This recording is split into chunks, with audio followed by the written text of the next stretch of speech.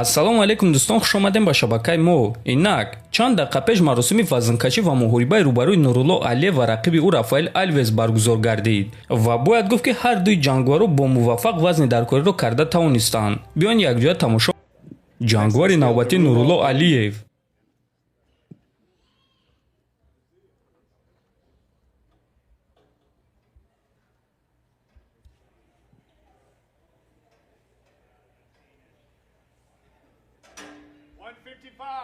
ҳафтод килограмму 310 грамм вазни расмии Нурулло Алиев.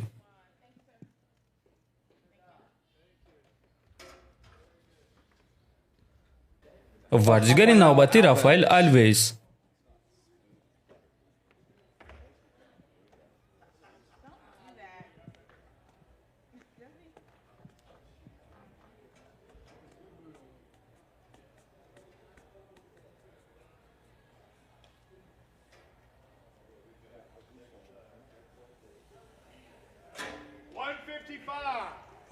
ҳафтод килограмму 300 грамм вазни расмии Рафаэль Алвес.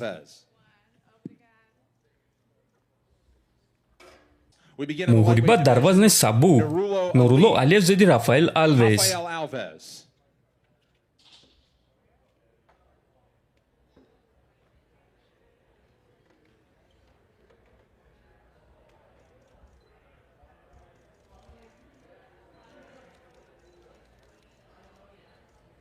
дӯстон, хотиррасон мекунем ки мухориба шаби 25 ба 26 феврал баргузор мегардад. дар навори навбатӣ мо ба шумо маълумоти пурра медиҳем ки дар куҷо ва соати чанд шумо пахши мустақими ин турнирро тамошо карда метонед. барои ҳамин дар канали мо ҳатман обуна шуда зангулачаро пахш кунед то ин ки аз ҳама хабарҳо бохабар бошед. бояд гуфт ки Нурулло Алиев вазнкамкунӣ душвор дошт, аммо ба ин нигоҳ нокарда ӯ вазни даркориро кард. барои ҳамин дӯстон биён якҷоя ӯро дар зери ҳамин навор дастгирӣ мекунем, чунки айни замон Нурулло Алиев барои ММАи тоҷик таърих эҷод карда истодааст. Нурулло ба пеш, мо бо туем бародар. дар наворҳои навбатӣ вомехӯрем дӯстон. хонободу сарбаланд бошед.